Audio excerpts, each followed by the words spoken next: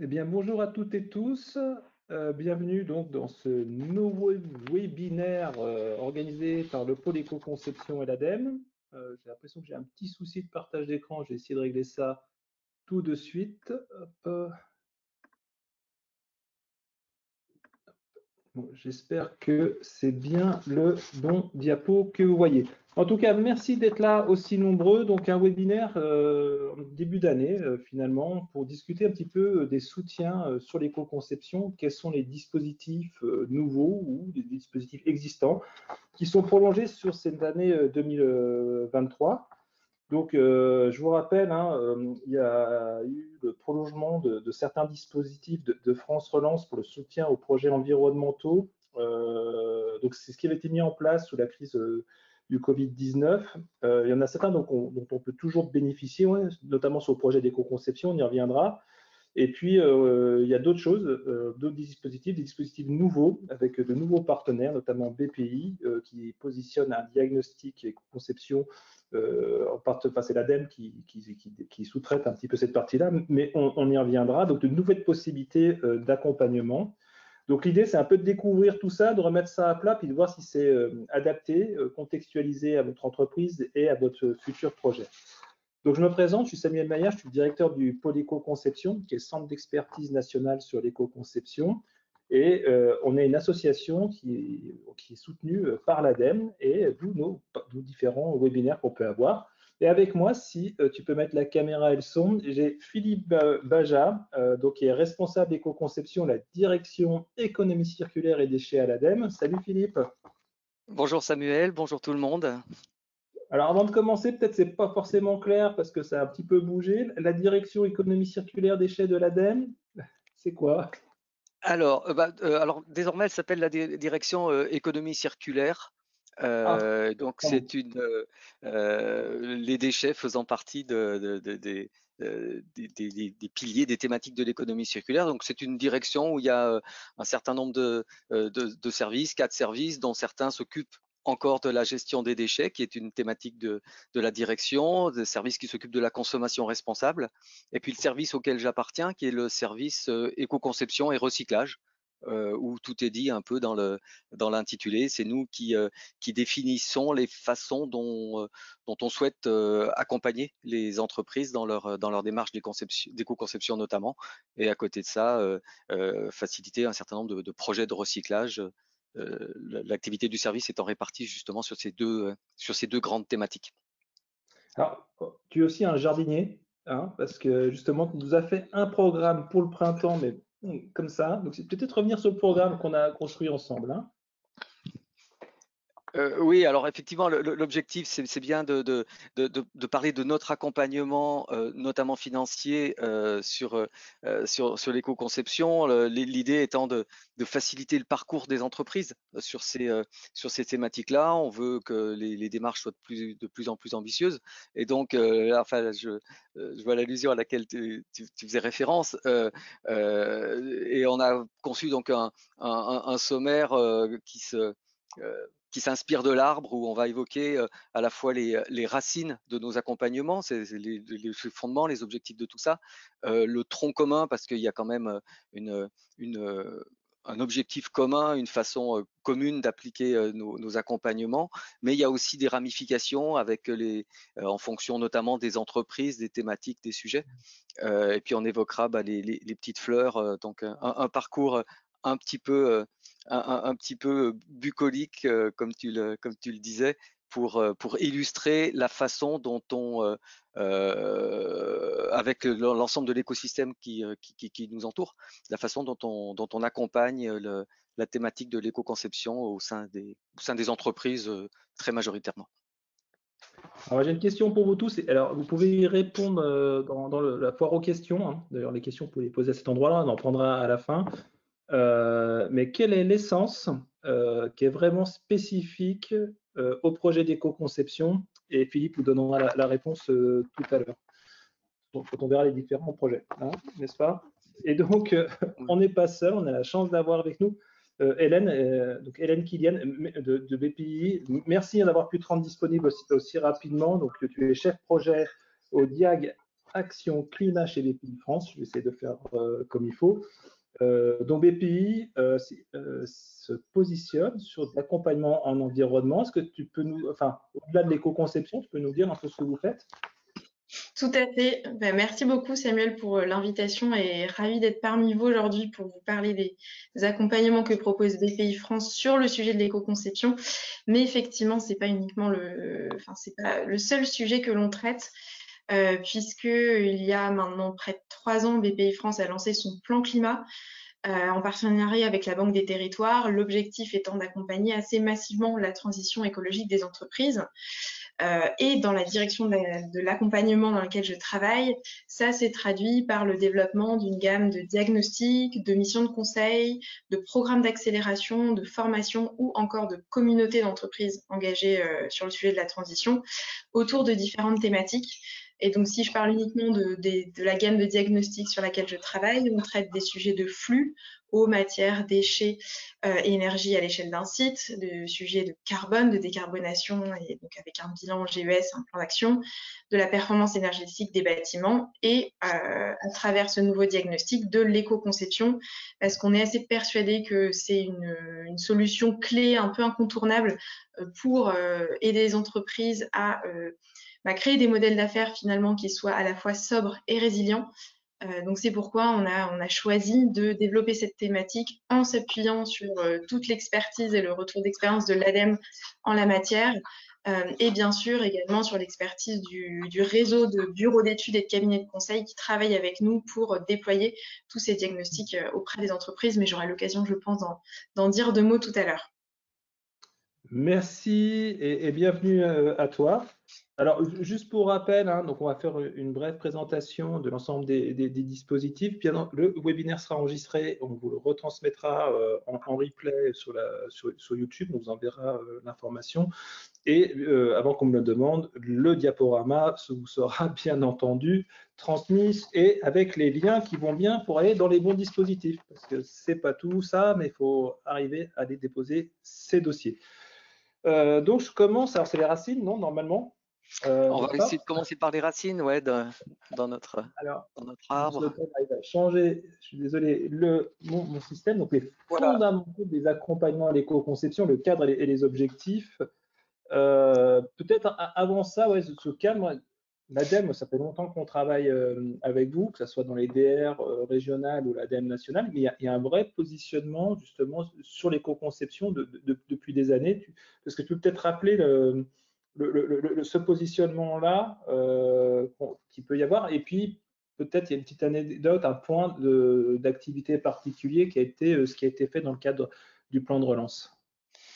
Oui, alors effectivement, les fondamentaux pour nous de l'approche de l'éco-conception, c'est vraiment d'avoir cette approche cycle de vie et ensemble des étapes du cycle de vie multi-critères, multi-impact et multi-étapes. Donc l'objectif, le fondement de l'éco-conception, c'est ça, c'est de faire passer l'environnement comme une composante stratégique dès la conception des produits. Et ça veut dire qu'il faut qu'on fasse connaître cette notion d'éco-conception, qu'on la déploie, qu'on la massifie. Alors Hélène a commencé à évoquer le fait que pour massifier, on peut pas être tout seul en tant qu'ADEME, donc on essaye de faire émerger un écosystème de compétences. On s'appuie sur les compétences et les métiers de ceux qui sont en place, et on essaye de faire en sorte que les entreprises s'approprient ces démarches qui sont forcément itératives dans plein de sens, c'est-à-dire itératif où on mesure le chemin parcouru, itératif dans le sens où on continue de s'améliorer une fois qu'on a fait une première démarche, itératif dans le sens où on déploie sur l'ensemble de l'offre dès lors qu'on a commencé à se familiariser avec ces démarches d'éco-conception. Donc l'objectif pour nous, c'est de déployer tous les outils nécessaires qui permettent aux entreprises d'aller dans cette voie-là. Alors si tu peux juste passer la slide suivante, parce que il m'a manqué un petit quelque chose, Philippe. Ouais. J'aurais bien aimé un petit peu le point sur l'éco-conception, le cycle de vie. Voilà, comment vous l'appréhendez? Alors, rappeler, enfin, effectivement ces éléments de base qui est important que toutes les entreprises aient en tête, même si on se rend compte que les choses qu'on avait à dire aux entreprises il y a une douzaine d'années sont pour beaucoup de plus en plus acquises. Mais ce qui est vraiment important, c'est d'avoir cette approche en analyse de cycle de vie du produit. Donc, il faut avoir cette approche centrée sur le produit que l'on cherche à commercialiser, que l'on commercialise, essayer vraiment d'identifier où sont les impacts dans les différentes étapes entre l'extraction de la matière première, l'acquisition de cette matière première, les procédés de transformation qui servent à faire le produit, toutes les étapes de logistique et de transport, que ce soit en amont, en aval des usines, la distribution, tous les impacts liés à l'utilisation qui sont eux notamment d'un point de vue économique, qui sont assumés par l'utilisateur, le consommateur, mais qui font partie intrinsèquement du produit. Donc ça, c'est important de le prendre en considération lorsqu'on analyse vraiment notre produit sur le cycle de vie. Et puis évidemment, se poser la question de la façon dont on le traite lorsqu'il arrive en fin de vie, tous les problématiques liées à la diminution des impacts de la fin de vie grâce évidemment au recyclage, à la valorisation du déchet, mais éventuellement également en repoussant cette étape de fin de vie, en multipliant en prolongeant la durée de vie des produits. Donc ça, c'est quelque chose qui peut être appliqué finalement à tous les produits. Ça peut s'appliquer également à des produits au sens service. Ça s'applique aux biens, mais ça s'applique aussi aux services. L'éco-conception peut concerner finalement tout type d'activité mise en œuvre par une entreprise et également par une collectivité, par exemple, pour des services publics.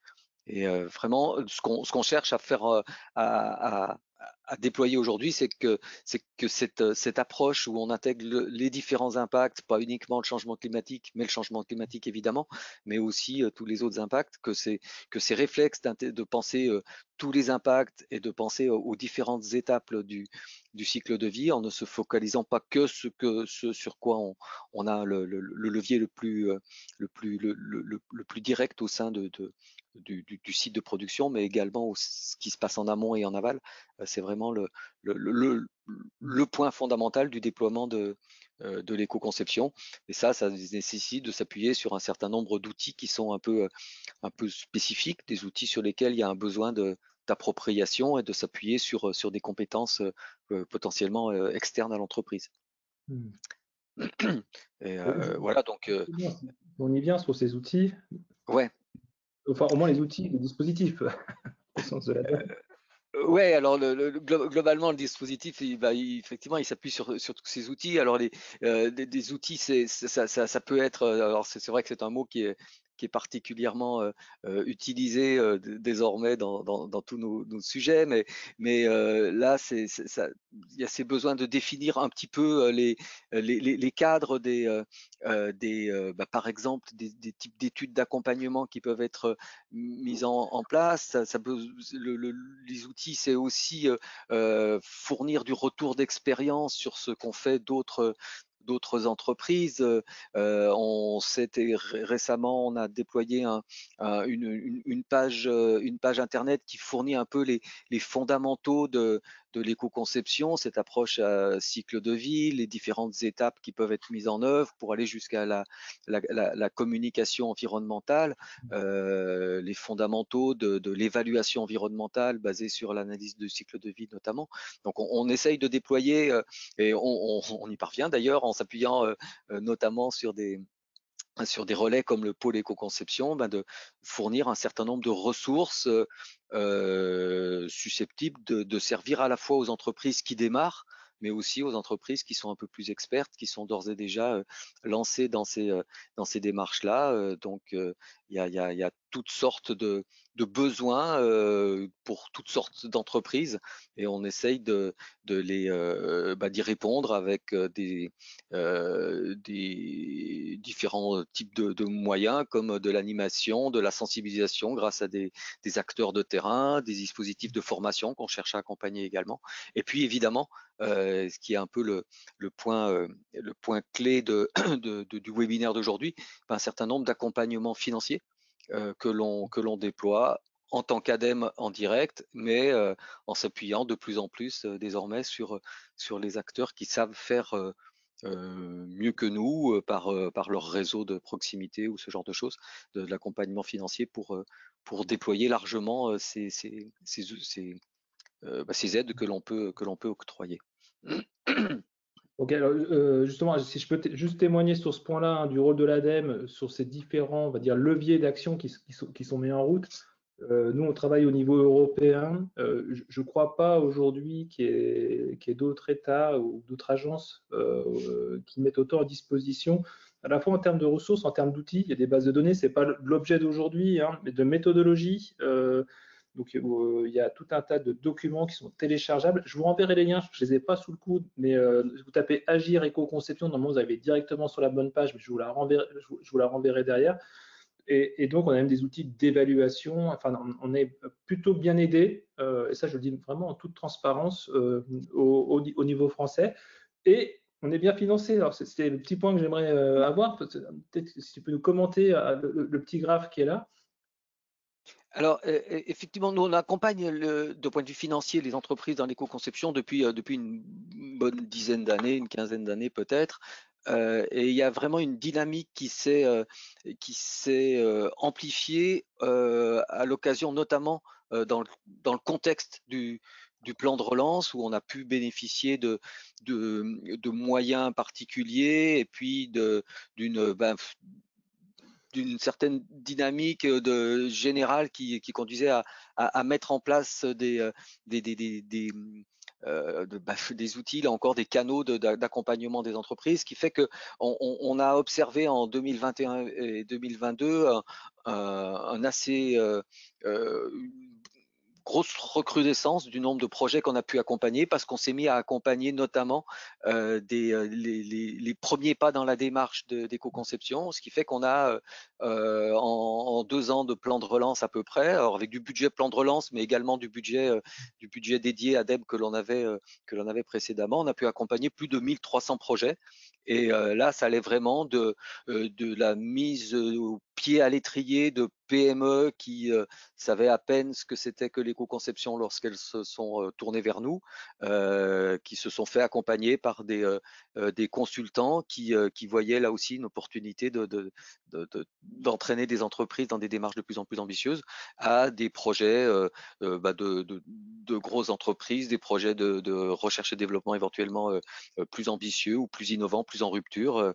Voilà. Et du coup, cette dynamique, nous, on l'a constaté au niveau des entreprises, on l'a constaté au niveau des cabinets de consultants qui finalement ont monté en compétences. On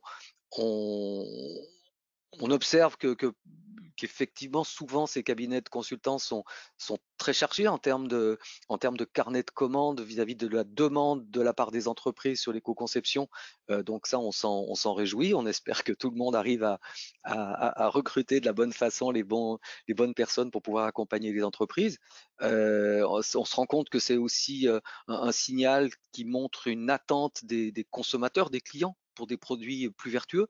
Et donc, on fait tout pour poursuivre cette dynamique qui a démarré, entre guillemets, enfin qui a changé de braquet à la faveur de la crise Covid, qui aura eu au moins ce petit effet positif. Mais et là notre objectif, c'est de poursuivre cette dynamique en poursuivant la massification avec des budgets qui continuent d'être là, pas forcément au même niveau que ce qu'il y avait dans le cadre du plan de relance, mais avec des budgets qui continuent d'être significatifs et qui Ils sont quand même largement maintenus par rapport à avant le plan de relance, hein, ce qui n'était pas Ah oui, forcément. oui, c'est ça. Là, il n'y a pas photo. Par rapport à avant le plan de relance, on a vraiment changé de braquet.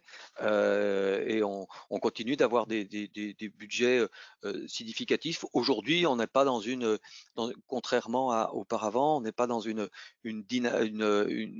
dans un cadre qui est trop contraint au niveau des financements, mais aussi parce que l'éco-conception, c'est finalement beaucoup de projets qui nécessitent de la valeur ajoutée d'études, donc qu'on arrive à accompagner de façon assez assez, assez généreuse et assez large. On arrive à accompagner à peu près tout le monde. Donc on est dans cette dynamique qui est intéressante pour nous. On se rend compte que ça répond à un besoin et on se rend compte aussi qu'elle est parfois pas tout à fait facile à comprendre sur l'ensemble de cet accompagnement. Donc il y a ce besoin d'expliquer, de préciser ce que l'on souhaite voir émerger comme type de projet, à quel moment on souhaite accompagner les gens, et il y a ce besoin d'éclaircissement par rapport à tout ça. Du coup, c'est tout à fait l'intérêt pour nous d'avoir ce genre de webinaire pour pouvoir préciser un petit peu en quoi consiste cette dynamique de financement que l'on poursuit. Justement, les 1300 projets, on est bien d'accord, c'est uniquement dans les projets éco-conception ou c'est plus large? Ah non, ce sont des projets éco-conception. D'accord. Mais ce sont tout type de projets éco-conception. C'est beaucoup de petits projets par rapport à des entreprises qui mettaient le pied à l'étrier, mais toujours avec cette démarche cycle de vie, cette démarche multicritère, cette démarche de sensibilisation à cette approche environnementale globale. Donc c'est tous des projets d'éco-conception. Alors je t'avoue que j'ai pas en tête l'ensemble des Non, bah, projets justement, bah, au-delà de c'est ça ma qui ont été question, accompagnés. Philippe. C'est quel est le parcours, comment tu organises les différents dispositifs les uns par rapport aux autres? Parce que je vois engagement tremplin, études, invest. J'ai l'impression que c'est un peu calé selon un petit peu les typologies de projets. Donc, si tu as moyen de nous expliquer. Et j'attends toujours l'essence de l'arbre. Là, ça devrait être facile à trouver. Voilà, non, mais c'est ça. On dit toujours que les aides de l'ADEME, c'est une usine à gaz. Donc là, du coup, j'ai préféré choisir la promenade en forêt que l'usine à gaz pour illustrer tout ça. L'idée, c'est vraiment d'accompagner les entreprises sur l'ensemble de leur parcours. Donc, dès le départ, pour les premiers pas en éco-conception, c'est vraiment cette volonté qu'on a de sensibiliser et de faire en sorte que les entreprises puissent vraiment acquérir les bases.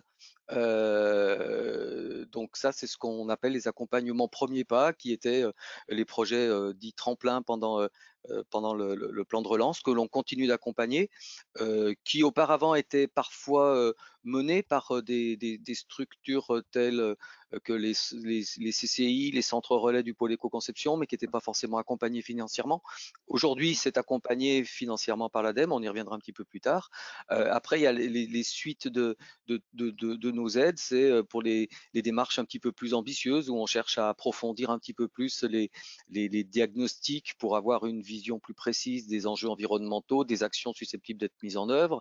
Après, il y a vraiment le déploiement des actions, lorsqu'on a vu qu'il pouvait y avoir certains leviers qui pouvaient être actionnés, il y a vraiment les études qui permettent de les déployer sur le terrain. Et puis ça peut aller jusqu'à des accompagnements à l'investissement, de façon à ce que les projets d'éco-conception se déploient au sein de l'entreprise, éventuellement sur l'ensemble de l'offre de l'entreprise. Et en parallèle, il peut y avoir des projets qui nécessitent de passer par une étape de recherche et développement, d'innovation, que l'on accompagne également. Donc l'objectif, c'est vraiment d'avoir des moyens d'accompagner qui évoluent avec la maturité des entreprises au fur et à mesure. Certains, on les porte nous-mêmes, d'autres, Hélène reviendra dessus, on les porte avec BPI notamment.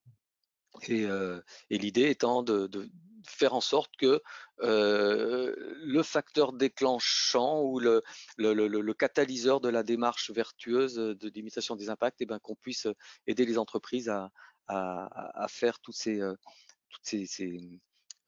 mettre en œuvre toutes ces actions au bon moment, de façon la plus cohérente possible pour avoir des produits dont les performances s'améliorent. Merci. Alors, je pense que c'est relativement clair. Ah, bon, on va vous donner la réponse hein, pour l'essence. Hein, c'est au boulot maintenant parce que l'éco-conception, effectivement, c'est une contrainte complémentaire à intégrer ou à mettre en œuvre, mais c'est aussi tout un tas d'opportunités. Et donc, je vous invite à regarder l'ensemble des études, notamment la dernière sur les retours économiques qui montre en quoi l'éco-conception est un avantage concurrentiel et crée de la valeur dans l'entreprise. J'aimerais qu'on approfondisse un petit peu justement le tronc commun, c'est-à-dire celui qui est dédié normalement à l'ensemble des types d'entreprises ou secteurs, si j'ai bien compris de quoi on parle.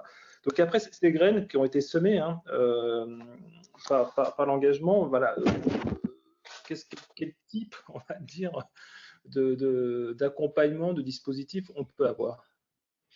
Alors, en gros, il y a 4 briques, mais je les ai déjà un petit peu évoquées. Il y a tout ce qui concerne ce besoin d'animation, de sensibilisation, ces besoins qu'ont les entreprises pour se lancer dans les démarches. Il y a les aides aux études, il y a les aides à la recherche et développement, et il y a les aides aux investissements. Donc ça, ces 4 briques, finalement, ont fait en sorte que toutes les entreprises puissent en bénéficier. Pour tout ce qui concerne l'animation, sensibilisation, on a d'une part des outils de type les sites internet ou les journées techniques, les colloques, mais on a aussi tout un réseau d'acteurs sur lesquels on s'appuie. Alors le pôle fait une grosse partie de ce travail et heureusement qu'on a le pôle éco-conception et ses centres relais qui sont notamment installés pour certains dans les CCI, dans les agences régionales de développement économique, dans des agences d'industriels, dans des associations d'industriels au niveau local. Et il y a toutes ces actions de terrain qui permettent de porter la bonne parole, de valoriser les connaissances qui sont disponibles, etc. Animer des opérations collectives, parce que c'est intéressant quand il y a des opérations collectives sur des territoires, par exemple, parce que ça crée une émulation entre quelques entreprises. Il y a la force du collectif où chacun est intéressé à faire savoir un peu, à montrer comment lui a pris le sujet en main, etc. Donc c'est des opérations qui souvent entraînent une dynamique intéressante sur des territoires. Voilà pour l'animation sensibilisation, et ça, il n'y a pas d'exclusive, c'est a priori, on aide un peu toute entreprise, tous les secteurs, on essaye de faire en sorte que chacun puisse en bénéficier en fonction de ce de ses besoins par rapport à ça. En tout cas, il ne faut pas hésiter à regarder un petit peu ce qui se passe dans vos régions, etc. Donc, il y a des pôles, clusters et autres, et qui animent des ateliers normalement pour vous présenter, ou vous arriviez tout du moins à la fin de l'atelier à voir si c'est un enjeu fort ou pas pour votre entreprise. Donc, n'hésitez pas un petit peu à regarder. Si vous avez des questions, je vous enverrai peut-être la liste des centres relais en France qui font ces premiers niveaux d'intervention dans le retour de courriel. Je vous ai mis aussi les liens sur les différents types d'aides, investissements et études. Voilà. Voilà, et puis on a nos réseaux de direction régionale également, hein, qui sont l'interlocuteur de terrain pour les entreprises qui organisent avec différents acteurs un certain nombre d'événements sur ces sujets-là notamment. En ce qui concerne les aides aux études, donc c'est un petit peu ce que j'évoquais tout à l'heure, c'est vraiment le cœur de notre accompagnement, l'essentiel des projets en nombre en tout cas, des projets qu'on a financés jusqu'à présent et qu'on continue de financer, c'est vraiment des aides aux études avec cette étape de diagnostic qui permet de savoir quel est l'impact de mon produit et comment je pourrais essayer de le limiter. Et suite à ces diagnostics, projet d'accompagnement vraiment de la mise en œuvre de ces actions. Donc ça, c'est vraiment le cœur de notre de ce que l'on accompagne, alors en tout cas en nombre de projets. Alors avec des outils qu'on mobilise pour financer ces études qui sont différents, notamment selon la taille des entreprises. On y reviendra juste après, où on présentera un petit peu les outils spécifiques qu'il y a, notamment pour les petites et moyennes entreprises. Investissement, là aussi, on souhaite accompagner les investissements lorsqu'on se rend compte que on peut améliorer significativement, réduire significativement l'impact d'un produit à condition de, par exemple, changer quelque chose dans un procédé de fabrication qui peut nécessiter des investissements. Ben, là, notre intention est de ne pas laisser l'entreprise ben, sans aucune possibilité d'être aidé par rapport à ça. Donc, on peut aider les investissements, à condition évidemment que ce soit des investissements qui soient justifiés pour l'amélioration de la performance environnementale du produit. Donc, c'est pas l'investissement productif en tant que tel, mais c'est vraiment ce qui permet en plus de limiter l'impact. C'est des aides qui en général sont pas très élevées, mais qui peuvent permettre là aussi de déclencher certaines actions intéressantes. Et à côté de ça, il y a les aides à la recherche et développement que j'évoquais tout à l'heure, avec un fonctionnement un petit peu différent, parce que autant pour les études, les investissements, on fonctionne au fil de l'eau, avec possibilité pour les entreprises de mobiliser ces accompagnements au gré de l'avancement de leur projet. Pour ce qui concerne la recherche et développement, là, on fonctionne sur base d'appels à projets annuels qui s'ouvrent en gros à l'automne, qui se clôturent au printemps. Et là, c'est pour viser des études de faisabilité et des opérations vraiment de recherche et développement pour valider des concepts plus ou moins innovants qui permettent justement d'éco-concevoir des produits. Alors, je ne sais pas si Samuel, là, tu peux. Pour compléter ce point-là, hein, parce que comme c'est un appel à projet, c'est maintenant qu'il faut commencer à y réfléchir. Donc, ce que je vous propose, c'est de vous montrer, on a tiré une petite synthèse. Alors, je sais que Aude Bouguin est avec nous aujourd'hui. Je ne sais pas comment lui donner la main, j'aurais pu lui demander de présenter, mais elle nous avait permis de faire une courte présentation.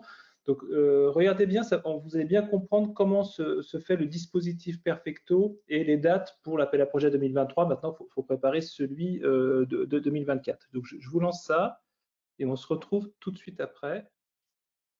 Il faut juste que j'arrive à le lancer, pourquoi il ne veut pas. Donc bonjour, Aude Bouguin. Donc je suis ingénieure éco-conception à l'ADEME, au service éco-conception et recyclage, et je vous présente aujourd'hui l'appel à projet Perfecto, l'édition 2023. Donc Perfecto, c'est un appel à projet qui porte sur la R&D. C'est vraiment l'objectif, c'est de lever un verrou technologique, que ce soit pour un développement de produits, de technologies ou de procédés. Quand on dit produit, c'est bien ou service. Et surtout d'apporter une démarche d'éco-conception dans cette phase de R&D. Donc Perfecto, on a deux axes. L'axe 1, c'est l'étude de faisabilité en éco-conception, c'est-à-dire qu'on va regarder, identifier les leviers d'éco-conception sur ce projet de R&D, avec une démarche multicritère sur l'ensemble du cycle de vie. Et on a un axe 2, qui est le projet de R&D avec une démarche d'éco-conception. C'est-à-dire qu'une fois qu'on a identifié les leviers d'éco-conception, on peut les mettre en œuvre durant cette phase de R&D. Un aperçu sur les montants et les taux maximum de l'aide apportée par Perfecto. Donc l'aide va varier en fonction de l'axe sur lequel vous vous positionnez, de la taille de votre entreprise et du type de recherche qui est faite dans votre projet. Donc sur l'axe 1, on a des montants maximum d'aide de 50 000 €. Et sur l'axe 2, les coûts totaux de votre projet ne doivent pas dépasser 600 000 €. Ce qui est important, donc après c'est sur le calendrier, l'ouverture va se faire à partir de novembre 2022 et la clôture des dossiers, des dépôts de dossiers sera en mars 2023. Tous les dossiers doivent être déposés sur la plateforme en ligne Agir, avec une sélection du coup à partir de mai 2023.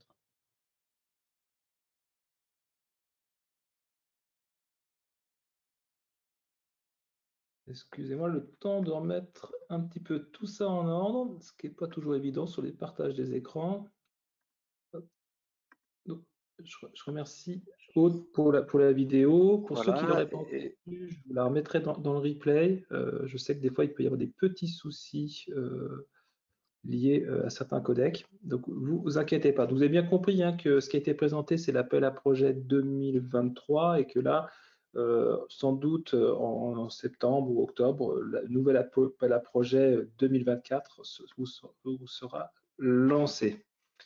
Voilà, avec vraisemblablement des dates d'échéance qui seront à peu près les mêmes que celles qu'on avait en 2022-2023. C'est prévu de se renouveler à peu près de la même façon, avec un an d'écart. Voilà, parce que ça fait quand même plusieurs années que le dispositif existe aujourd'hui. Donc maintenant, si on va peut-être regarder un petit peu plus dans le détail des accompagnements. En plus, j'ai pas mal de questions sur quand je me lance, quand c'est un nouveau produit, comment ça se passe, j'y connais rien, parfois il faut commencer, etc. Et tout est là. Donc, et par contre, c'est spécifique en fonction des typologies d'entreprises parce qu'on ne les accompagne pas de la même manière. Donc, Philippe, est-ce que tu peux nous donner un petit peu les éléments? Là, je vois qu'il y a 3 grands types d'aides. Effectivement, et là, ce sur quoi on rentre là, c'est vraiment ce qui concerne les petites et moyennes entreprises. Quand on parlait de le tronc commun et les ramifications, l'une des différences majeures dans nos façons d'intervenir, c'est en fonction de la taille des entreprises où on a des outils qui sont spécifiques pour les PME. C'est ceux qui sont évoqués ici. Puis après, on abordera la façon dont on peut accompagner les grandes entreprises, les besoins étant pas les mêmes et un peu le niveau d'ambition que l'on donne aux grandes entreprises étant pas forcément le même que le niveau d'ambition dans lequel on veut accompagner les petites et moyennes entreprises. Et spécifiquement sur les PME, il y a ces aides au premier pas éco-conception. Alors, ces accompagnements qui existaient mais qui n'étaient pas financés depuis plusieurs années, où il y avait des animateurs locaux qui essayaient d'accompagner les entreprises dans les premiers pas éco-conception. Dans le cadre du plan de relance, on les a accompagnés pour la première fois finalement avec des aides de l'ordre de 5 000 € qui prenaient en charge une prestation d'un consultant pour justement ces premiers pas, pour y faire un premier diagnostic quantitatif ou même qualitatif pour sensibiliser à la démarche, former les équipes, etc. Où on pouvait aussi intégrer là-dedans un certain nombre de dépenses internes de l'entreprise en termes d'animation, en termes de temps à passer à collecter des données ou ce genre de choses. Donc ces aides au premier pas éco-conception, ça a entraîné pas mal d'entreprises à l'occasion du plan de relance. Et donc du coup, là, on continue. On s'est rendu compte qu'il y avait un réseau de consultants qui s'était un peu déployé sur ces sujets-là, que les entreprises avaient bien adhéré à cet accompagnement et on continue pour l'instant à accompagner ces premiers pas éco-conception. Pour l'instant, c'est dans le même cadre que celui qui avait été déployé jusqu'à présent, des cadres des aides tremplins, qui sont ce que j'ai évoqué ici, avec des modalités d'instruction qui sont très et de dépôt de dossier qui sont facilités, des livrables qui sont, c'est simplement entre l'entreprise et son prestataire que ça intervient. On réfléchit à la façon de le faire évoluer un petit peu. De façon à ce que ces premiers pas soient les plus efficaces possibles en termes vraiment d'inscription dans une démarche de moyen terme. Mais pour l'instant, ce sont des petites aides qui sont finalement assez accessibles, qui peuvent être très utiles, en particulier à certaines TPE ou à vraiment des petites entreprises. Voilà. Le cœur de l'accompagnement qu'on a en direction des PME, eh ben, c'est vraiment ces étapes de diagnostic, et notamment ce qui était évoqué tout à l'heure par Samuel et Hélène, c'est ce projet, ce produit, le Diag Éco-Conception, là, donc qui est financé par l'ADEME, mais qui est opéré par BPI, qui a déployé toute une organisation pour pouvoir accompagner de façon très large les entreprises qui souhaitent réaliser des diagnostics d'éco-conception avec un produit qui a été développé. Donc je pense que là, ça peut être le bon moment pour passer le Je pense que Hélène, relais à Hélène. voilà, si tu peux venir nous aider, parce que Voilà. Bien sûr, je vous rejoins. Oui, tout à fait. Bah, je peux effectivement en dire quelques mots dès maintenant. Si tu veux bien peut-être juste passer super à la slide d'après. Parfait, merci Samuel. Alors effectivement, on s'inscrit totalement dans la logique présentée par Philippe tout à l'heure, c'est-à-dire de massifier ces accompagnements à l'éco-conception qui sont à la fois des accompagnements de sensibilisation et de formation pour acculturer les PME à cette démarche d'éco-conception et que finalement elles intègrent leurs pratiques habituelles de conception ou reconception de produits, voire leur stratégie d'entreprise. Mais on est aussi là pour aller dans le détail de l'analyse de cycle de vie d'un produit ou d'un service qui sera défini lors du cadrage de la prestation pour en sortie identifier des pistes d'éco-conception qui vont être chiffrées, priorisées le maximum afin de permettre à l'entreprise derrière de passer à la mise en œuvre. Et c'est un peu ce double enjeu qu'on a souhaité avoir dans ce diagnostic.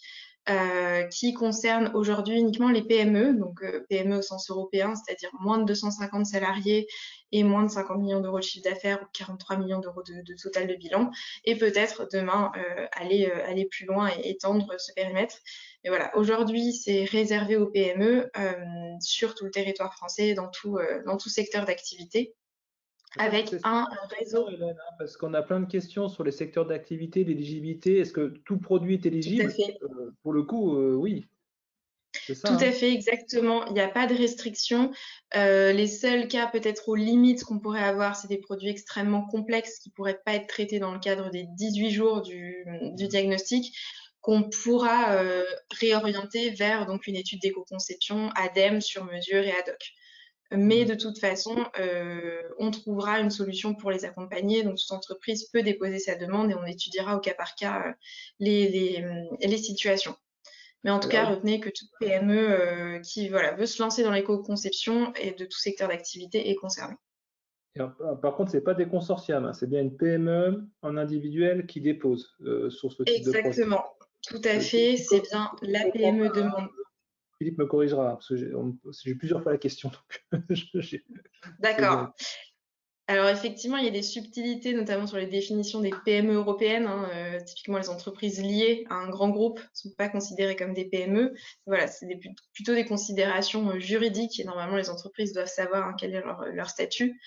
Mais c'est bien la PME qui veut bénéficier de ce diagnostic qui s'inscrit auprès de BPI France. Et ensuite, nous, on relaie donc cette demande à un de nos bureaux d'études ou cabinets de conseil référencés. Donc, on a fait ce travail en fin d'année dernière avec l'ADEME pour identifier des sachants sur tout le territoire qui peuvent accompagner nos entreprises, quel que soit leur secteur, encore une fois, sur cette démarche. Donc, cette démarche en 5 étapes qui se déroule sur environ 6 à 8 mois, on va dire, avec une première partie forcément d'analyse du contexte et des enjeux de l'entreprise et de définition du produit ou du service ou du procédé qui sera concerné.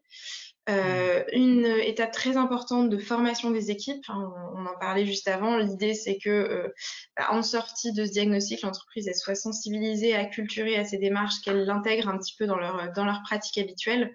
Donc, on a une bonne journée de formation, à la fois une sensibilisation assez large des équipes internes et à la fois une formation un peu plus poussée aux référents éco-conception ou à l'équipe projet qui sera en charge de suivre le diagnostic. Ensuite, on passe à l'étape d'ACV, enfin d'évaluation environnementale en tant que telle, avec une ACV dite simplifiée, hein, puisqu'on ne fait pas de revue critique en sortie, puisque là, on est vraiment dans un objectif d'amélioration continue, de passage à l'action, moins d'affichage environnemental. même si le cas écolabel rentre dans la démarche, j'y reviendrai juste après, c'est important de le préciser. Donc on réalise cette évaluation environnementale et à partir des résultats de celle-ci, l'entreprise avec l'expert qui l'accompagne va donc identifier des solutions d'éco-conception et l'expert va l'aider à les prioriser, les chiffrer en termes de faisabilité technique, économique, en termes de faisabilité temporelle également. L'idée étant d'avoir en sortie une feuille de route assez claire sur ce que doit faire l'entreprise à la fin du diagnostic si elle veut mettre en place les actions. Est-ce qu'elle doit faire une étude plus poussée? Est-ce que voilà, elle va directement investir? Est-ce qu'elle va devoir mettre en place une nouvelle organisation du travail? Voilà, d'avoir une préparation à la mise en œuvre la plus exhaustive possible pour justement déclencher ce passage à l'action et à la conception de cette solution éco-conçue.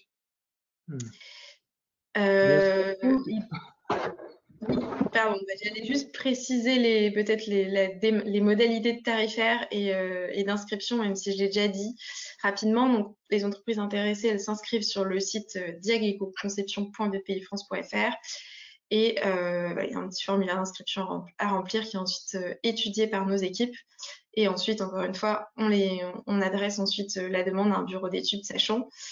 Et le tarif est subventionné à hauteur de 60 à 70%, donc 70 pour les petites entreprises de moins de 50 salariés et 60 pour les moyennes entreprises, donc jusqu'à 250 salariés. Et peut-être juste la slide juste après, un mot sur le cas Écolabel. Alors, je vous ferai le lien hein, donc vous avez un contact, le Diag Éco-Conception BPI, c'est des endroits où vous pouvez avoir tout l'ensemble de l'information. Donc c'est vraiment court et vous pouvez contacter directement votre conseiller BPI, je pense, en région hein, aussi. Voilà, c'est exactement. Le conseiller ou le chargé d'affaires BPI France, c'est vraiment le point de contact pour toute entreprise intéressée. N'hésitez pas à aller directement taper à sa porte. Et sinon, effectivement, si vous n'avez pas déjà un conseiller attitré, vous pouvez nous contacter à l'adresse mail diagecoconception@bpifrance.fr ou sinon directement déposer votre demande sur le site que j'ai cité tout à l'heure, qui sera donc partagé sur le support. Ok. Alors, excuse-moi, hein, je passe comme tu me l'avais demandé initialement. Oui, pardon, du coup, juste sur la slide précédente, excuse-moi, le cas Écolabel qu'on a cité très rapidement. Et juste pour préciser que si vous trouvez, si vous êtes concerné par l'écolabel, c'est-à-dire si vous avez un produit ou un service qui est dans la liste des produits ou services concernés par cet écolabel européen, le diagnostic éco-conception vous permet de vous préparer à un dépôt de certification à cet écolabel. Donc c'est intéressant si vous êtes dans cette démarche voilà, d'affichage environnemental, de la performance de votre produit ou de service, de faire cette demande en particulier. Donc c'est le même accompagnement, le même formulaire d'inscription et l'expert qui vous sera attribué pourra évaluer au moment du cadrage si votre produit ou service est bien concerné et statuer avec vous si vous voulez vous lancer dans une telle démarche. Et dans ces cas-là, la phase d'analyse du cycle de vie et d'évaluation environnementale, elle sera adaptée, elle permettra de vérifier si votre produit ou service est en ligne avec le cahier des charges de l'écolabel et quelles sont les actions correctrices que vous devriez mettre en place pour atteindre ce niveau écolabel et donc, in fine, faire une demande de certification en étant à peu près sûr que la demande va être acceptée. Donc, c'est important aussi à préciser. Merci pour ces éléments. Donc, finalement, hein, le Diag éco-conception, il peut répondre à deux choses. Je veux lancer des éco-conceptions, j'y connais rien, et donc on a un process très très étayé, donc qui reprend hein, le diagnostic ADEME initial qui a été réadapté, recontextualisé, donc un cahier des charges strict, une liste de bureaux d'études agréés sur lesquels on peut s'appuyer, qui a été validée par BPI et l'ADEME. Alors, s'il y a des consultants qui ont des questions pour être là-dessus, n'hésitez pas juste à le mettre et on vous enverra un mail spécifique pour vous expliquer un petit peu comment ça marche, parce que l'objet aujourd'hui, c'était plutôt de présenter les dispositifs aux entreprises, mais on est là pour répondre à cette question aussi. Et puis, le deuxième point, c'est un vrai soutien pour lancer votre premier projet Écolabel, savoir où vous situez entre le référentiel et là où vous êtes et ce qu'il faudrait faire pour y arriver. Et si vous êtes super bon, confirmez que vous êtes super bon et que vous pouvez y aller aussi. Alors, je continue. Hop, bah oui, je crois qu'on a déjà fait le tour, en fait, des 3 points sur le diag. On reprend, tu restes avec nous, hein, je pense qu'on aura des questions quand même sur Je le reste diag. avec vous pour les questions, avec Ouais, plaisir. merci, qu'on traitera à la fin. Alors, il y avait un dispositif qu'on n'a pas traité tout à l'heure, c'était études, qui était rapidement abordé tout à l'heure par Hélène, en disant que vous pouvez faire du spécifique aussi. Alors, effectivement, donc vous l'avez compris, que ce soit les aides au premier pas, c'est quelque chose qui est petit, qui est assez cadré. Le DIAG éco-conception élaboré et porté par BPI, c'est un outil qui est assez standardisé, 18 jours de prestation pour un produit et qui permet de faire l'évaluation environnementale, l'identification des leviers. Et l'étape suivante, c'est justement la mise en œuvre de ces leviers. Donc, globalement, les études d'éco-conception, c'est l'accompagnement ADEME qui permet de couvrir finalement ce qui n'est pas couvert par le DIAG éco-conception de BPI, soit parce que ça intervient en aval, une fois qu'on a fait le DIAG éco-conception porté par BPI, il y a toutes les étapes suivantes de mise en œuvre. Si on se rend compte qu'il faut changer des étapes de logistique, modifier des éléments de process, changer de matières premières, etc. Il y a des investigations complémentaires à faire. Donc les études d'éco-conception, elles servent à aller jusqu'à cette mise en œuvre.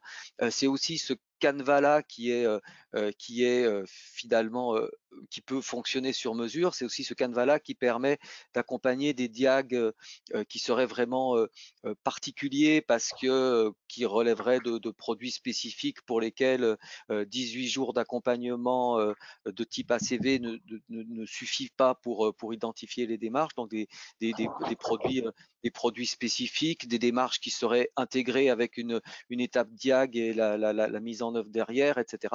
Donc ces études éco-conception, c'est vraiment la façon de faire un peu habituelle qu'on a à l'ADEME, où c'est une entreprise qui vient avec un projet, qu'elle a souvent travaillé avec un prestataire potentiel et qui permet d'aller d'enclencher les opérations qui ont été identifiées dans le cadre, en particulier en général, d'un diag du type diag éco-conception que vient de nous présenter Hélène.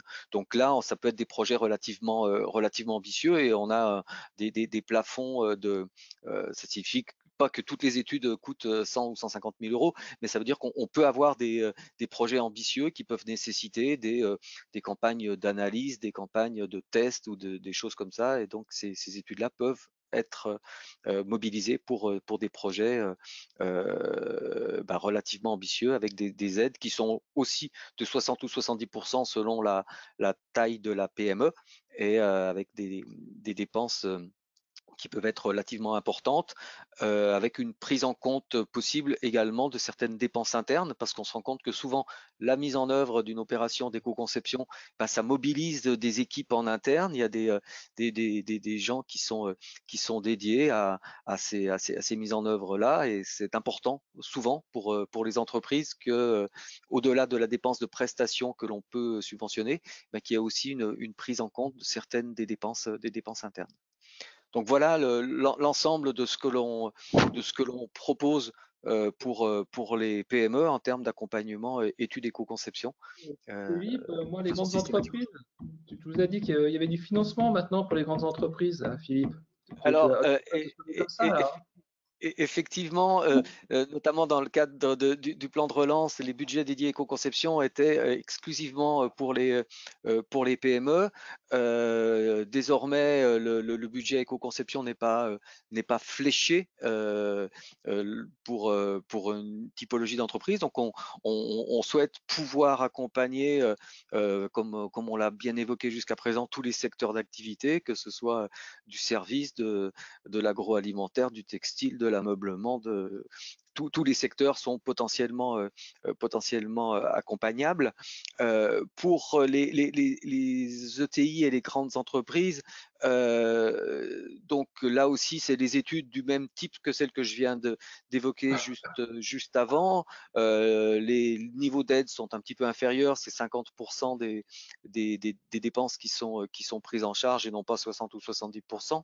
Et ce que l'on souhaite pour les grandes entreprises et les ETI, c'est qu'il y ait vraiment une démarche ambitieuse, c'est-à-dire que une entreprise qui a plusieurs centaines de références dans son catalogue, ça ne nous intéresse pas forcément d'accompagner l'éco-conception d'une des références parmi toutes celles de l'entreprise. Ce qui nous intéresse, c'est qu'on soit dans des démarches qui vraiment se traduisent par une amélioration globalement de l'ensemble de l'offre de l'entreprise. Donc il faut que ce soit des études qui ont vraiment une portée qui soit stratégique pour vraiment déployer de façon significative les démarches d'éco-conception sur l'ensemble de l'offre de l'entreprise. Donc on essaye d'avoir pour ces projets-là un regard attentif à l'ambition, les premières étapes de sensibilisation, d'acquisition de connaissances. Souvent, les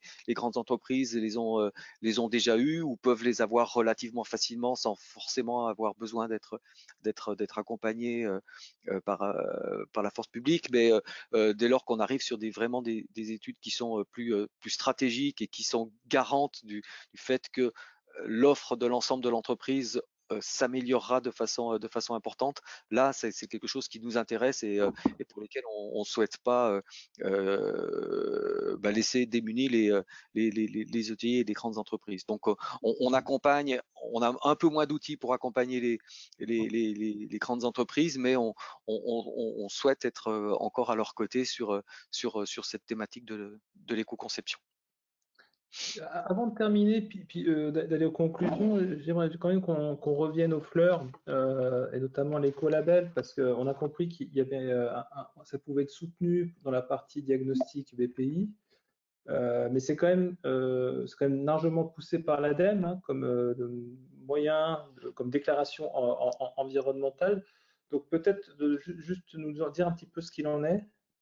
Ouais, enfin, la raison là aussi, fondamentalement, l'écolabel, bon, c'est un label qui est public au niveau européen. C'est un label qui s'appuie sur une approche là aussi cycle de vie multi-impact. C'est un label qui bénéficie d'une certification externe. Donc il y a toutes les composantes pour que l'on considère, et c'est la raison pour laquelle on le promeut, hein, c'est que un produit qui bénéficie de l'écolabel, finalement, on a la garantie que c'est un produit qui est éco-conçu, parce qu'on s'est posé en amont lors de la création du référentiel, on s'est posé la question de où étaient les enjeux environnementaux de telle et telle catégorie de produits, que ce soit des cosmétiques, des peintures, éventuellement des services de type service de nettoyage, etc. Donc on a toute cette liste de produits qui sont susceptibles d'obtenir l'écolabel, et on sait que s'ils ont l'écolabel, au-delà de la communication environnementale avec la petite fleur, on sait que c'est un produit qui est éco-conçu. Et donc ça justifie le fait qu'on souhaite que ça se déploie, parce que ça aide le consommateur à choisir un bon produit. Alors pour toutes les étapes de diagnostic, effectivement, d'une façon générale, c'est le diag éco-conception de BPI qui permet finalement de faire cette analyse relativement théoriquement relativement facile à faire de l'écart entre les pratiques de l'entreprise et les exigences du référentiel écolabel. Selon les cas, ça permet très facilement à l'entreprise d'identifier ce qu'elle doit changer dans sa façon de faire, dans son approvisionnement pour respecter l'ensemble des critères de l'écolabel. Donc on accompagne via le diag BPI, et Hélène en a bien parlé juste avant, les diagnostics qui permettent de faire cette analyse des écarts. d'écart. Dans certains cas, on peut se retrouver avec certains produits avec ce constat qu'il y a des écarts relativement significatifs et donc il y a besoin de mener des investigations complémentaires.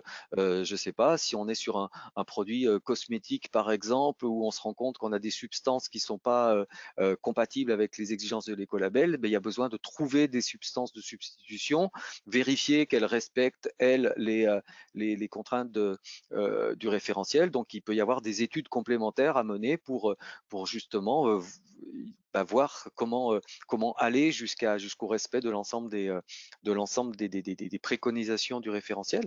Donc ça, c'est des choses que l'on peut accompagner via les études éco-conception que j'évoquais tout à l'heure.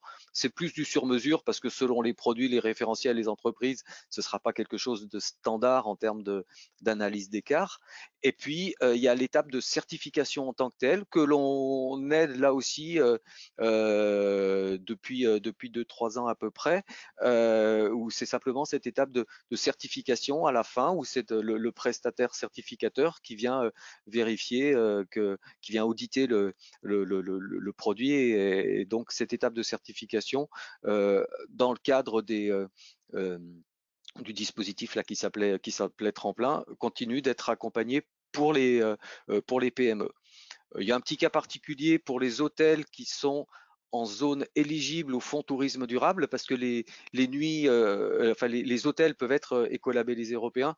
Donc, dans le cadre du fonds tourisme durable, on a un accompagnement de tout ce secteur touristique avec un certain nombre d'actions dans le domaine du tourisme qui sont aidées. Donc, les hôtels qui sont dans le cadre du fonds tourisme durable, ça fait partie du package global fonds tourisme durable dans lequel on peut les accompagner via le fonds tourisme durable que l'on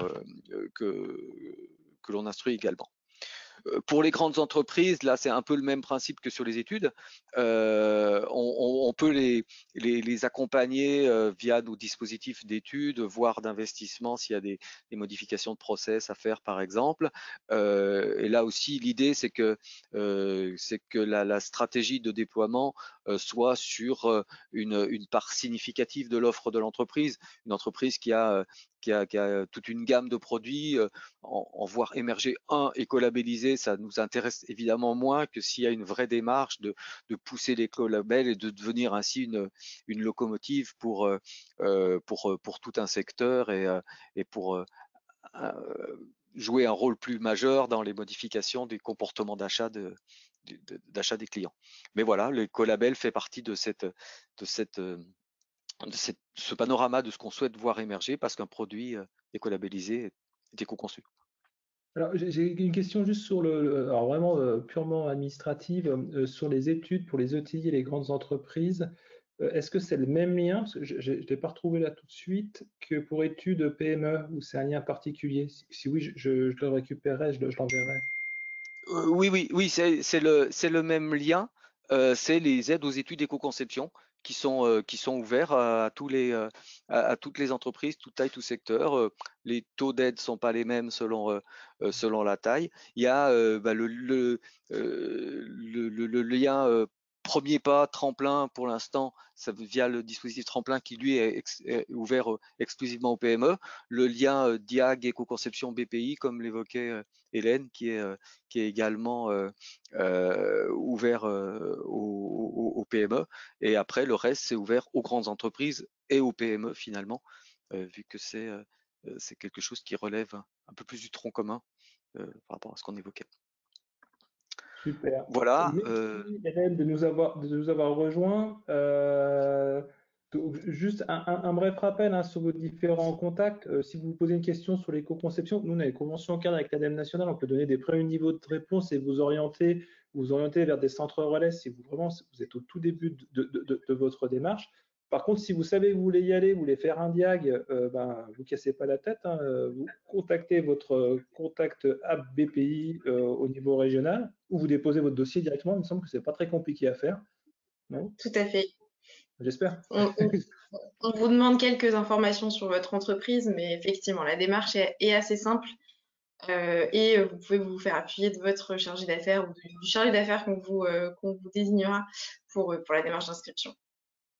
Et c'est identique pour l'ADEME. Alors, et je peux le dire parce que Oui. moi-même, j'ai des subventions à l'ADEME. Il y a une plateforme Agir qui nous simplifie la vie par rapport à ce qu'on avait avant. Donc, je vous ai envoyé tous les liens. Il y a l'explication, il y a des FAQ, il y a tout ce qu'il faut. Et après, il suffit d'ouvrir votre espace déjà dans un premier temps.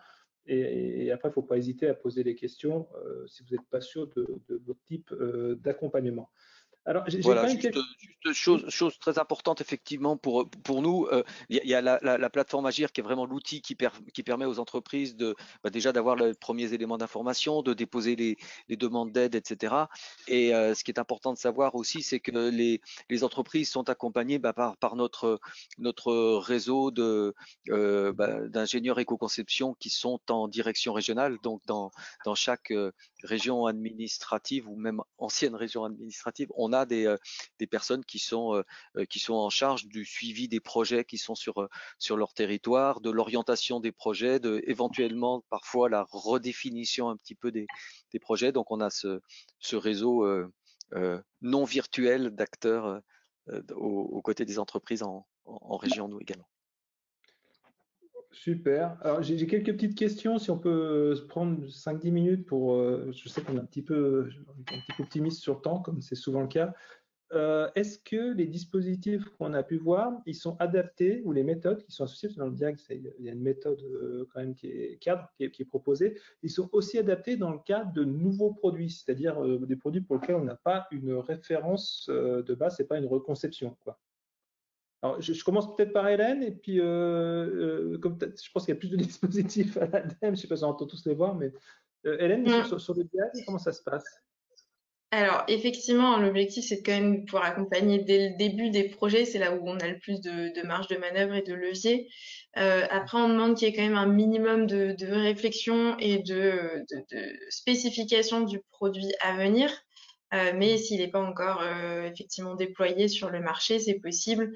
On peut notamment s'appuyer pour l'étape d'évaluation environnementale sur une référence de marché qui permet ensuite de comparer avec ce qui pourrait être développé dans le cadre du projet de l'entreprise concernée.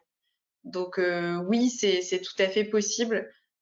Et encore une fois, de toute façon, n'hésitez pas à se rapprocher de BPI France. On étudiera les demandes au cas par cas, et dans les cas un peu particuliers, on verra justement avec l'ADEME s'il y a un dispositif plus spécifique. Mais retenez que oui, c'est possible de mener un diagnostic d'éco-conception sur un projet à venir, et c'est aussi tout l'intérêt d'être là assez tôt dans le produit pour orienter la façon dont il va être conçu et du coup éco-conçu. Merci. Et côté Philippe, il y a un point. Oui, enfin, je confirme alors tout à fait ce que dit Hélène. Nous, quelqu'un qui a l'idée d'un nouveau produit, eh ben, on souhaite l'accompagner pour que son nouveau produit soit éco-conçu. Ça peut nécessiter des petites adaptations en termes lors de la réalisation des études entre les données disponibles au sein de l'entreprise, la donnée que va devoir aller chercher le prestataire ou l'entreprise en dehors. Forcément, c'est pas la même chose selon qu'on part d'un produit qu'on connaît ou d'une référence standard ou concurrence ou ce genre de choses. Donc ça peut changer des petites choses à la marge, mais globalement, on souhaite accompagner ça aussi. Ce qui est quand même important d'avoir en tête, c'est que au-delà de justifier que le produit qu'on envisage de faire sera un peu mieux qu'une référence qui existait sur le marché préalablement, ce qui est important, c'est que la démarche de l'entreprise soit dans l'objectif d'optimiser le produit qu'elle veut faire. C'est pas tout de montrer qu'il est mieux que ce qui se faisait il y a 5 ans. Il faut montrer sur quel aspect du produit on peut faire le petit pas supplémentaire au moment où justement on va le concevoir, que toutes les pistes sont encore ouvertes en termes de conception. C'est à ce moment-là qu'on peut faire en sorte que ce nouveau produit intéressant soit encore un peu plus éco-conçu que l'idée initiale peut-être. Justement, sur ce type d'accompagnement, on a eu la question, on a partiellement répondu, mais pas entièrement, sur quels sont les dispositifs disponibles pour des groupements d'entreprises. Avec Hélène, on a dit que sur BPI, non, c'est une entreprise PME qui dépose. Je pense que c'est la même chose sur Premier Pas Éco-Conception, sauf à ce que tu me contredises, mais sur études, R&D, aide à l'investissement, est-ce qu'un consortium peut déposer?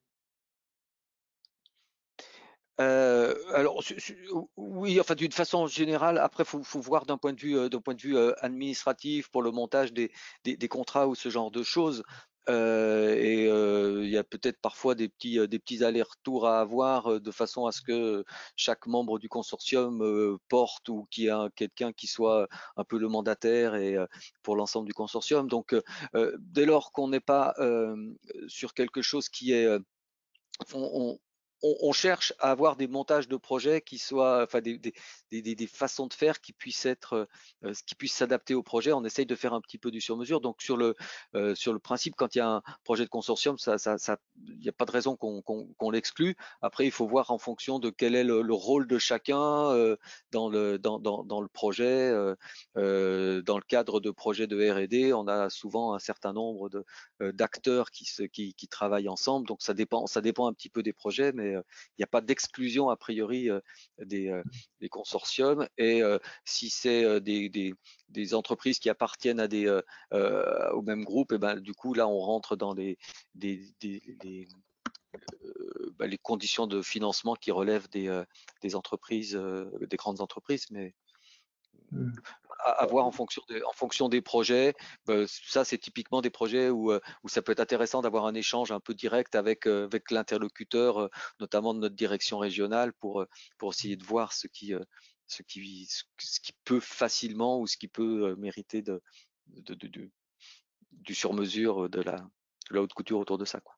En tout cas, il me semble que pour Perfectone, on peut être un pôle de partenaires. De fait, le projet est construit comme ça, mais c'est un projet R&D, c'est normal qu'on ait des Sur les partenaires. projets R&D, c'est très habituel. Sur les projets vraiment d'études de conception d'un produit, c'est un peu moins courant. Donc, du coup, là, il faut se poser la question en fonction vraiment de la nature du produit, du projet et le niveau d'intervention de chaque membre du consortium. Alors, dernière question. Alors, c'est toujours pareil. PME, je suis désolé, c'est quoi une PME?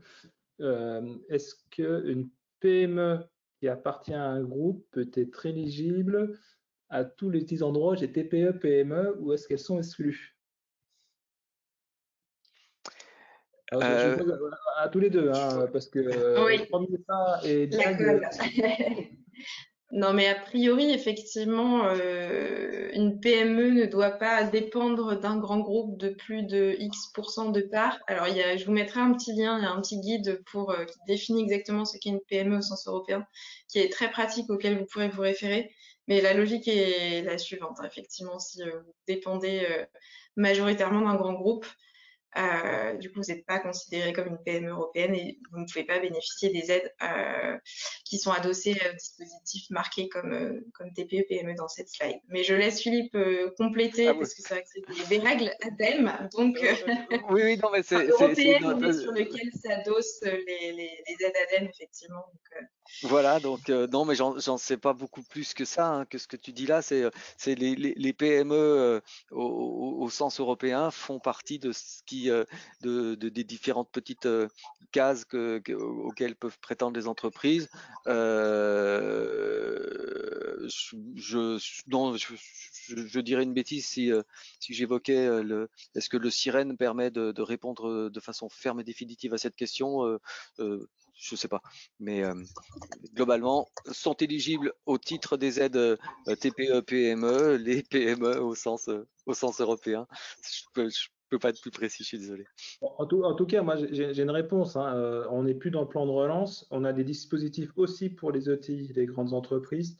Donc, contactez, selon le dispositif que vous voulez avoir, en DR à votre conseiller à l'ADEME ou à votre conseiller BPI, selon si vous voulez faire un diag, et voyez avec lui au cas par cas. Et vous savez qu'au pire des cas, vous pourrez toujours basculer sur un programme type études en faisant en ayant un cahier des charges un peu spécifique. Donc, oui, et le taux d'aide sera de 50% et non pas 60 ou 70, quoi. Voilà. Ouais, c'était ça, oui, peut-être la petite notion que je n'avais pas en tête dans la question. Il y avait un petit côté. Bon, ce sera un petit peu moins aidé. Voilà, mais il y aura quand même du soutien. En tout cas, on a fait le tour des questions. Ah, attendez, je vois une nouvelle qui est arrivée, juste le temps de la rouvrir. Hop. Alors, des aides de minimis sont des aides de l'État à l'investissement. Oui, est-ce que c'est pour les invests, on est assujetti au minimis? Je crois qu'on Alors, avait déjà eu une fois. ouais. Oui, j'ai évoqué ça rapidement tout à l'heure. Alors, oui, c'est le régime d'aide qui nous. Alors, il faut que les entreprises ont droit à 200 000 euros de ce type d'aide sur 3 ans. C'est le type d'aide qui nous permet d'accompagner assez facilement les investissements d'éco-conception. Donc, c'est celui qu'on mobilise vraiment de la façon la plus courante. On peut envisager de ne pas accompagner selon ce régime d'aide, mais selon un certain nombre d'articles du règlement général d'exemption.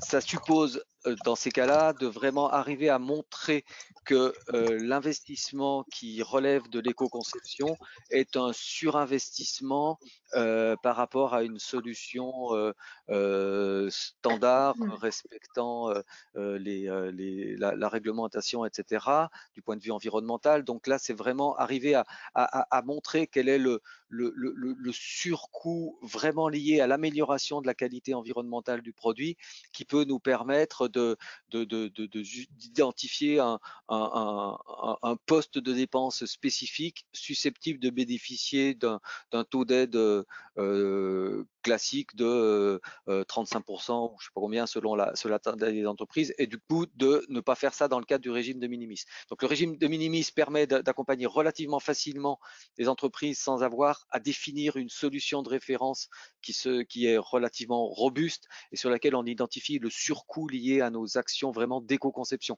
Et c'est souvent délicat sur des projets d'éco-conception vraiment de définir un investissement de référence qui aurait été fait pour faire le produit et puis le surcoût de l'investissement lié vraiment exclusivement à la démarche d'amélioration des performances environnementales.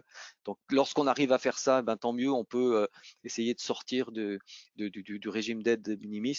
Lorsque c'est compliqué, c'est le système qui nous permet d'avoir d'accompagner quand même de façon relativement facile ces projets-là, même si ça reste plafonné à 200 000 euros sur 3 ans. Génial. Écoutez, alors, je ne sais pas si vous vous rendez compte de l'expertise que doivent avoir Philippe et Hélène, à la fois des experts en éco-conception, c'est limite des commissaires aux comptes qui ont la main de juger. C'est pas super. Bon, c'est pas toujours simple. Mais ce qu'il faut voir, voilà, la conclusion, c'est déposer vos dossiers, c'est rediscuter et c'est réorienter, puisqu'il y aura toujours le dispositif qui conviendra avec des taux différenciés d'aide. Je vous propose de clôturer ce webinaire. Merci beaucoup Hélène pour ta disponibilité, je vais y arriver. Ça.